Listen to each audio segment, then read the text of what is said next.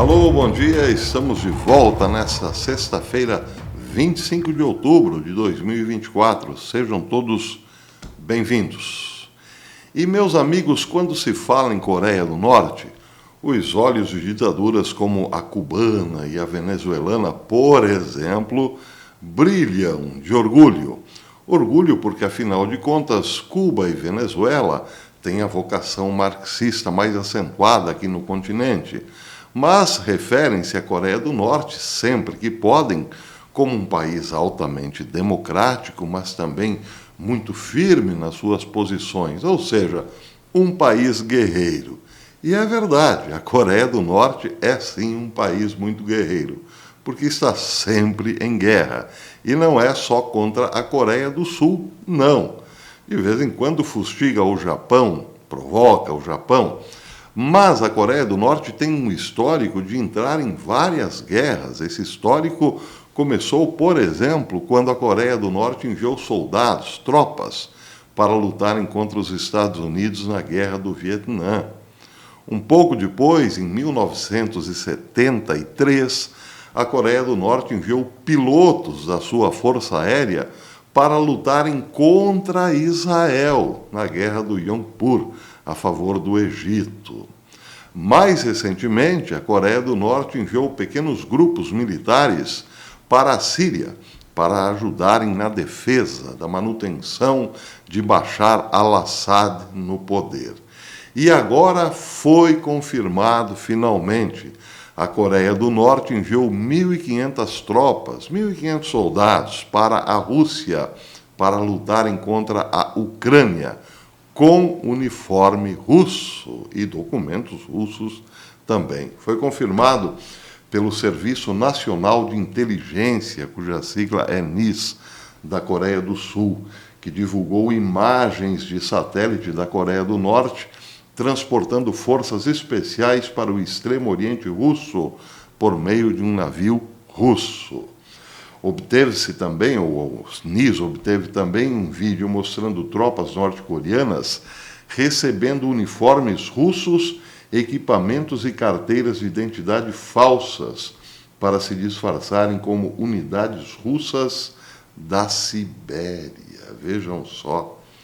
Então, os norte-coreanos realmente reacendendo aí a chama de um povo guerreiro. Mas isso coloca também uma responsabilidade muito grande na Coreia do Sul, que em relação à Ucrânia tem se mantido um tanto quanto neutra.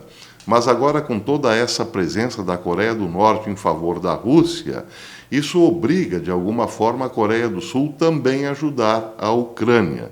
Pelo menos a Coreia do Sul prevê-se receberá muita pressão da OTAN para que lute contra o que a OTAN chama de o eixo do mal, enviando, por exemplo, equipamentos modernos, porque a Coreia do Sul, convenhamos, é realmente muito moderna e tem equipamentos norte-americanos em parceria com os Estados Unidos muito modernos. A questão é saber até que ponto a Coreia do Sul pode dispor de seu efetivo militar para uma guerra em outro continente, uma guerra distante, já que também se sente ameaçada, a cada dia mais ameaçada pela Coreia do Norte, que um dia desses andou explodindo antigas rodovias que ligavam os dois países. Bem, em relação a essa informação, duas notícias bastante curiosas foram publicadas essa semana no portal Kiev Independente. Curiosas pelo seguinte: segundo o portal, toda a munição usada no ano passado pela Rússia contra a Ucrânia, de toda a munição, metade, pelo menos, tinha sido passada pela Coreia do Norte. A Coreia do Norte, segundo esse portal, enviou 8 milhões de projéteis de artilharia para a Rússia, o que significa metade de tudo que a Rússia usou contra a Ucrânia. Mas o detalhe curioso dessa informação, ou dois detalhes curiosos, é que boa parte dessa munição acabou falhando, segundo o portal Kiev Independente. Falhando porque eram projéteis muito antigos, com décadas de fabricação. Só que o outro detalhe, mais curioso ainda, é que junto com esses projéteis de artilharia, a Coreia do Norte forneceu também os famosos mísseis balísticos de curto alcance, os modernos, mísseis balísticos de curto alcance para a Rússia usar contra a Ucrânia. E esses também, segundo informações do portal Kiev Independente, teriam falhado em boa quantidade. É preciso ter um pouco de calma nessa hora, porque afinal, como dizia o tragediógrafo grego Sófocles, na guerra, a primeira vítima é a verdade. Não sabemos se é exatamente verdade que muita munição falhou, munição da Coreia do Norte falhou na guerra da Rússia. Mas o fato é que a Rússia está patinando, vamos e venhamos. O problema é que a cada dia que passa, mais atores independentes, por assim dizer, vão entrando no conflito. E já tem analista dizendo o seguinte: olha, não vai dar para segurar. Daqui a pouco a Ucrânia será o palco de uma guerra entre muitos atores que não estavam nem aí no passado. A OTAN, mais cedo ou mais tarde, será obrigada a entrar definitivamente numa guerra com a Rússia, colocando toda a Europa numa espécie de barril de pólvora. Bem, isso é um pouco de eufemismo. Na verdade, o que precisa ser dito é que a Terceira Guerra Mundial está aí, a um passito de galo. Não tardará muito, sim, certamente teremos um confronto direto entre OTAN e Rússia, mas também com presença dessas, digamos, nações bem distantes, como Coreia do Norte e Coreia do Sul. Já imaginaram? Outro detalhe da terceira G é a provável guerra entre Irã e Israel. No vídeo de ontem eu disse que Israel está pronto, os militares israelenses estão prontos para atacarem o Irã. Prontos quer dizer, já têm o plano, já sabem o que farão e onde farão. Estão apenas, então, esperando a ordem. No momento em que eu fazia o vídeo, o New York Times divulgava a informação de que o Irã também está se preparando para a guerra. O Irã também recebeu ordem do seu líder maior para se preparar para uma guerra contra Israel. Mas aí também tem uma pitada curiosa, a informação também deixou aí um componente bastante curioso. Segundo Ali Khamenei, que espera, sim, um ataque de Israel, segundo ele, se Israel fizer um ataquezinho meia bomba, um ataquezinho para inglês ver, não haverá resposta do Irã. Ficará tudo por isso mesmo. Pois é. É uma pitada bem curiosa, ou quase irônica nesse caso. Bem, vamos à informação.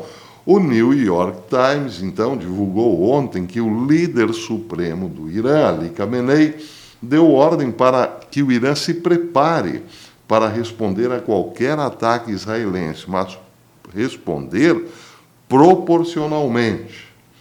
Aí vem a pitada curiosa. A reportagem do Times também afirmou que se o ataque israelense ao Irã for relativamente contido, Teherã pode não lançar um contra-ataque. Vamos lembrar de Sófocles mais um pouquinho? Na guerra, a primeira vítima é a verdade. O que está aparecendo aí? Parecendo um grande circo. Um grande circo que, digamos assim, não pode se dar ao luxo de ter a gaiola dos leões abertas durante o espetáculo, por conta das eleições norte-americanas, claro. Então parece que estão criando aí um grande teatro. Olha, vocês entrarão em guerra mais cedo ou mais tarde, será uma guerra pesadíssima até o fim, mas vai segurando as pontas aí, pelo amor, porque nós temos uma eleição aqui nos Estados Unidos. Não está aparecendo isso? Pelo menos é a isso que estava se esforçando ontem o New York Times, dando essa pitada de, olha, se Israel jogar umas bombinhas de nada aí no interior, na periferia, na banquinha do seu Amir, tudo bem, nós não responderemos, ficará tudo por isso mesmo para depois das eleições. Voltando à matéria, o Times disse que Ali Khamenei instruiu os militares a prepararem planos diferentes para responder a um ataque israelense ao Irã. 4 autoridades da República Islâmica disseram ao jornal Times que se um ataque israelense causasse danos substanciais, o Irã sim responderia. Mas, se o ataque for limitado a instalações militares e depósitos de armas, pode não haver retaliação iraniana. Agora, o Inet.com publicou o seguinte: 2 fontes identificadas como membros da Guarda Revolucionária do Irã disseram que um ataque israelense que causasse danos substanciais pode ser respondido com uma barragem de até 1.000 mísseis balísticos sobre Israel.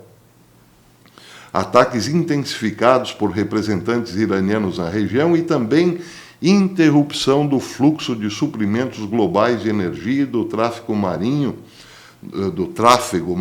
através do Golfo Pérsico e do Estreito de Hormuz. Aqui já é mais credível, não é? É certo que o Irã bloqueará o fluxo de petróleo pelo Estreito de Hormuz, pelo Golfo Pérsico, causando, sim, um gravíssimo problema econômico global. Isso é óbvio. Mas a questão é saber até que ponto o Irã se tornará insensível ao ataque de Israel. Se o teatro norte-americano der resultado, essa guerra, sim, será intensa, mas só quem sabe no começo de 25. É talvez por isso que Israel ainda não tenha dado a devida resposta. E é também provável que seja por isso que o Irã vem segurando as pontas e apenas ativando aí os seus representantes, os seus procuradores no Oriente Médio para fustigarem Israel com foguetes e drones, mantendo a tensão no Líbano, no norte de Gaza, enquanto se preparam efetivamente para a guerra real e não para esse teatro que está sendo armado aí no momento. Para terminar, autoridades em Israel negaram uma matéria do London Times que disse que um ataque do Irã ao Irã foi adiado por causa de documentos confidenciais vazados do Pentágono descrevendo os preparativos israelenses para o ataque. Olha Sófocles aí novamente, minha gente. Na guerra, a primeira vítima é a verdade. Os documentos foram publicados, vazados, foi um super escândalo. O FBI está investigando, gente do Pentágono está envolvida, gente de Obama, como eu falei essa semana e tudo mais, e agora Israel vem dizer, não, isso aí não é verdade, não. Tá bom, vazou sim, mas o problema de Israel, como eu disse num vídeo anterior, é o seguinte: é difícil confiar nesse governo norte-americano, mas fazer o quê, né? É melhor ter pelo menos uma parte dos Estados Unidos a favor do que todos os Estados Unidos contra, não é não? Pois é. Bem, quem pensa que Israel não sabe onde estão localizados os verdadeiros pontos sensíveis do Irã, se engana. A Fox News divulgou que um importante grupo dissidente iraniano, os Mujahedins, forneceram à Fox News Digital informações sobre um local secreto onde a República Islâmica do Irã armazena e prepara os mísseis que usa contra inimigos, vende para aliados e fornece para os seus representantes. Esse grupo dissidente que monitora esse campo viu o aumento de atividade na última parte de 2024, notando que mais de 10 trailers carregados de peças de mísseis passaram pelo campo em julho. Entre as armas armazenadas no local estão mísseis balísticos das séries Shahab 3, Qian, Fateh e Fat, disse o grupo. Então está aí, uma localização bastante precisa que certamente já chegaram ao conhecimento de Israel. Agora, um detalhe interessante aqui é que no mundo islâmico nem tudo são flores, como, por exemplo, essa dissidência dentro do Irã. Mas o Irã também tem outros inimigos dentro do mundo islâmico. Vejam só, a matéria é publicada pelo MEMRI ontem. Membros do Pashtun Tahafuz Movement, um movimento composto por pashtuns do Paquistão e Afeganistão, convocaram protestos em todo o Ocidente contra Israel, não, contra a República Islâmica do Irã. O chamado foi lançado depois que o regime iraniano disparou contra 300 migrantes afegãos que tentavam entrar em território iraniano, matando e ferindo dezenas. O PTM criticou as violações dos direitos humanos pelo Paquistão e o recente incidente em que o governo iraniano matou manifestantes afegãos. Isso tudo, essa manifestação toda, foi em Londres. Durante uma manifestação do PTM em Londres, Mohammad Yusuf Hotak, membro do PTM, fez o seguinte discurso em Dari. Ele disse: entendemos que o seu governo fascista, ele está se referindo ao Irã, seu governo opressivo e tirânico, martiriza nossos afegãos todos os dias, os executa e os tortura. Mas também perguntamos à grande nação do Irã: nós, afegãos e iranianos, temos uma língua compartilhada, temos uma cultura compartilhada. Por que nenhum iraniano levantou a voz pelos migrantes afegãos inocentes que foram martirizados? 300 de nossos migrantes inocentes foram martirizados, disse ele. Os iranianos que vivem no Irã ou em outros países, que até têm liberdade, não levantaram suas vozes pelos direitos humanos dos afegãos que foram pisoteados. Que tipo de cultura compartilhada é essa? Que tipo de cultura compartilhada nós temos? Como temos uma língua compartilhada? É isso que significa ser da mesma cultura e língua? E aí ele terminou o seu discurso pedindo morte à República Islâmica do Irã, morte ao regime fascista do Irã, morte aos oficiais de fronteira iranianos, etc, etc, etc. Aí também disse, morte àqueles que mataram afegãos inocentes, e por aí vai. Então, como vocês bem estão vendo, não existem só flores no mundo islâmico. Há muita divisão interna também entre os islâmicos. E aí, uma saia justa para o Irã. Ele está, sim, prometendo uma guerra total contra Israel, mas tem um cobertor curto em relação a muitos de seus vizinhos. O que é bastante curioso, claro, não deixa de ser. Bem, eu vou ficando por aqui, mas, como prometi ontem, hoje mais abracitos. Quero começar mandando um super abraço para o J. Alberto LD. Ele é inscrito no canal há 5 horas e pediu um abraço. Caro professor Belei, sou membro. Ah, não, perdão. Ele diz aqui que é membro há 2 anos, 8 meses e meio. E ainda espera o abracito. Então ele pediu aqui, como sem resposta às minhas mensagens, pelo menos quero saber se foram visualizadas. Não, foram visualizadas sim. E está aí um super abraço, J. Alberto LD. Muito obrigado pela presença, muito obrigado pela membresia, Deus te abençoe. Quero mandar um super abraço novamente para Rio das Ostras. Eu já mandei vários abraços para Rio das Ostras, Rio de Janeiro. Isso porque meu querido amigo Luiz Antônio Borges pediu.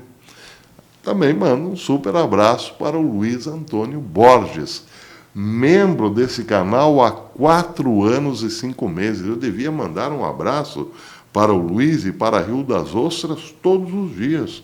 O Luiz é um dos membros mais antigos do canal.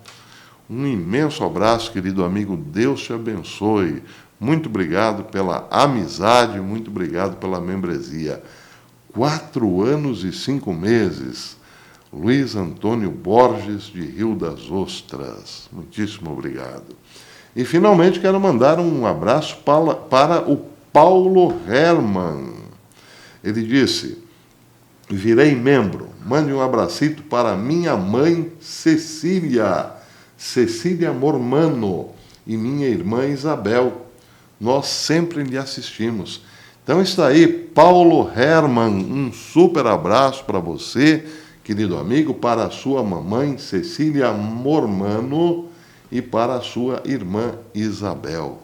Muitíssimo obrigado pela força, Deus os abençoe. E termino mandando um super abraço para todos os queridos amigos. Se você quer receber um abracito especial, torne-se membro. A membresia é super baratinha, mas é o que nos ajuda a permanecermos aqui na plataforma por pelo menos mais algum tempinho. Até depois, se Deus quiser.